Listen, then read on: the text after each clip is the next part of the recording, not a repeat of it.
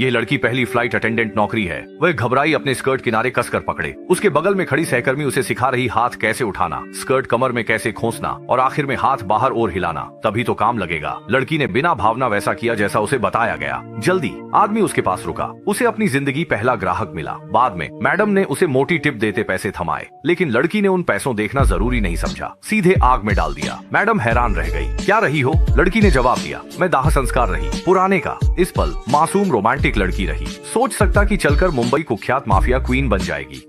वह संपन्न परिवार में पैदा हुई थी और बचपन से उसके दिल में स्टार बनने का सपना था। जब बॉयफ्रेंड को पता चला तो उसने उसे बहला फुसलाकर कहा कि उसकी मौसी प्रोड्यूसर है। इस पर वह परिवार से छुपकर बॉयफ्रेंड के साथ मुंबई आ गई, लेकिन वहाँ उसका इंतजार कर रही थी निराशा की खाई। उसके बॉयफ्रेंड ने उसे 1000 रुपए 37 युआन में मैडम को बेच दिया। शुरू में वह मासूमियत से सोचती रही कि अगर वह भूख हड़ताल करेगी तो उसे घर जाने दिया जाएगा, लेकिन उसने यहाँ की क्रूरता को कम आंका था। 6 दिन तक अत्याचार सहने के बाद वह लड़की टूट गई और झुक गई। अब अगर वह घर भी भाग जाए तो उसकी बदनामी हो चुकी है। परिवार इज्जत बचाने उसे फांसी पर लटका देगा। उसने विरोध करना छोड़ दिया, मेकअप करने लगी और खुद ग्राहकों का स्वागत करने लगी। उसकी सुंदरता के कारण वह जल्दी ही यहाँ की मशहूर लड़की बन गई। ग्राहक जो उसे शुद्ध सोने के गहने देते, वह बिना झिझक अपनी दूसरी साथियों को दे देती। इसके बाद उसने नाम बदलकर गणगू रख लिया और मन ही मन ठान लिया कि 5 साल के भीतर वह यहाँ की मालिक बनकर रहेगी।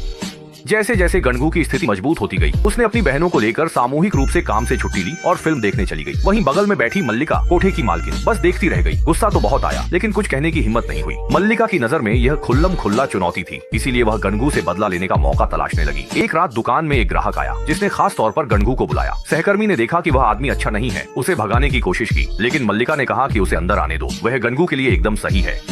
गणगू को कमरे में बुलाया गया। उस आदमी के चेहरे पर क्रूरता थी। उसने मोटी रकम और पिस्तौल निकाली। फिर उसने गणगू के बाल पकड़कर उसका सिर दीवार से टकरा दिया। डरी हुई गणगू ने मल्लिका से मदद मांगी, लेकिन मल्लिका संतुष्ट होकर मुस्कुराई और कोई जवाब नहीं दिया।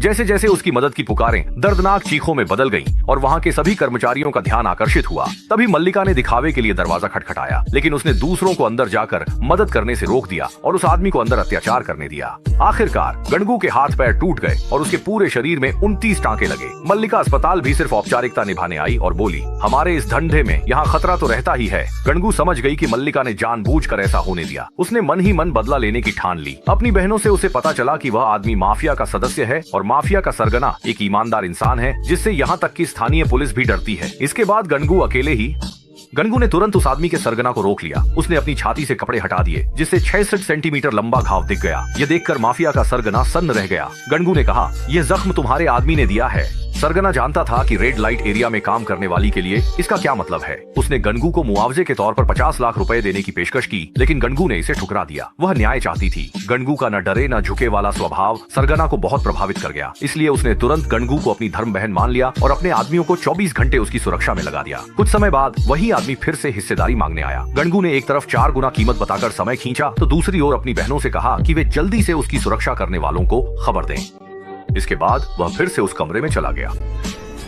आदमी ने आते ही गणगू को जोरदार थप्पड़ जड़ दिया। ठीक उसी वक्त दरवाजे पर एक लग्जरी कार रुकी। सरगना वह आया। उसने आदमियों को हुक्म दिया कि कमरे का दरवाजा तोड़ दें। फिर उस आदमी को घसीटकर बड़े भाई के सामने लाया गया। बड़े भाई ने बिना कुछ कहे उसके चेहरे पर जोरदार घूंसा मारा और सबकी आंखों के सामने उसकी पिटाई कर दी, जिससे उसका चेहरा सूजकर सूअर जैसा हो गया। इसके बाद बड़ा भाई गाड़ी में बैठकर चला गया और उस आदमी को गणगू के हवाले कर दिया। गणगू आगे बढ़ा और अपना इनाम ले लिया और पूरे आत्मसम्मान के साथ चला गया। उसकी यह शानदार पलटवार देखकर दलाल बुरी तरह डर गई थी। ज्यादा समय नहीं बीता और दलाल की मौत हो गई, जबकि गणगू ने बड़े भाई की ताकत के सहारे यहाँ की सारी जिम्मेदारी संभाल ली।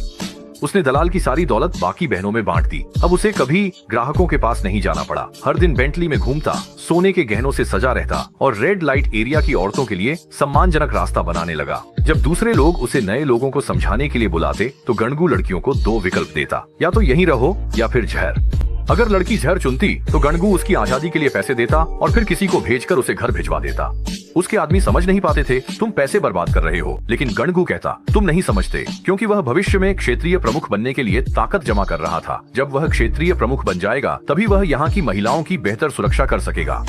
लेकिन वर्तमान क्षेत्रीय प्रमुख की चालें बहुत तेज थीं। वह तो सड़क पर पैसे फेंककर अपनी प्रतिष्ठा बढ़ा रहा था। चुनाव जीतने के लिए गणगू ने बड़े भाई से संपर्क किया और उससे शराब के कारोबार में साझेदारी हासिल की। पैसे मिलने के बाद उसने हर रात समुदाय में फिल्म दिखाने का इंतजाम किया। उस समय फिल्में देखना अनोखी बात थी, इसलिए सभी लोग सड़कों पर इकट्ठा होकर फिल्म देखने लगे। दूसरी ओर क्षेत्रीय प्रमुख के भाषण में कोई मौजूद नहीं था। क्षेत्रीय प्रमुख गुस्से में गणगू के पास पहुंचा। उसके चेहरे पर दबाव और गुस्सा था और उसने कुछ शब्द कहे। मैंने तुम्हारे जैसे कई लोगों को दफनाया है जो मुझे पीछे छोड़ने की कोशिश करते थे। चुनाव से हट जाना ही तुम्हारा एकमात्र रास्ता है।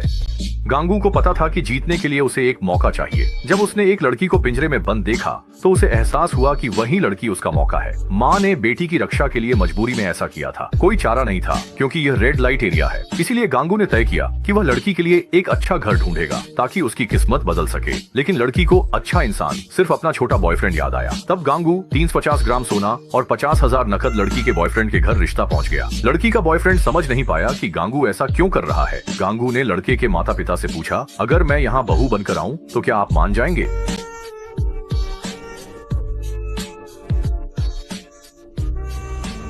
सबसे अधिक महत्वपूर्ण। आखिरकार माता पिता पीछे आकर सहमति जता देते हैं। गांगू जबरन खुश होने का नाटक करती है और लड़की को शुभकामनाएं देती है, लेकिन उसकी मोहब्बत भी इसी के साथ खत्म हो जाती है। वह महिला देखती है कि उसका बॉयफ्रेंड सफेद घोड़े पर सवार होकर दुल्हन को लेने आया है, लेकिन दुल्हन वह नहीं है। उल्टा ये शादी उसी महिला ने करवाई थी। वह दर्द में छुपकर अटारी में रोती है और याद करती है कि उसका बॉयफ्रेंड उससे सवाल करता था।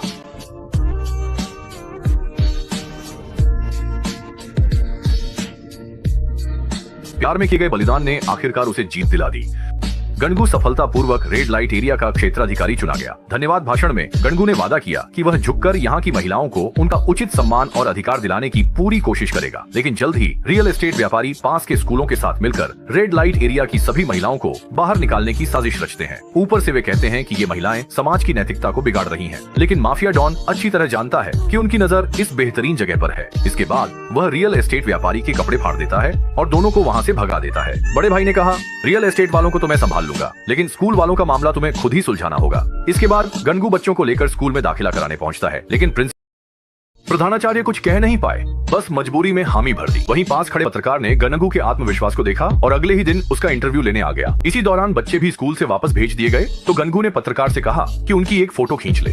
जब पत्रकार ने वह फोटो प्रकाशित की तो इसने व्यापक ध्यान आकर्षित किया। जल्द ही एक नारीवादी सभा ने उन्हें भाषण देने के लिए आमंत्रित किया, लेकिन गणगू ने पहले से तैयार भाषण नहीं पढ़ा, बल्कि उसने वह फाड़ दिया और बिना झुके या डरे कुर्सी पर बैठ गई और रेड लाइट एरिया की महिलाओं के मानवाधिकारों के हनन की शिकायत की।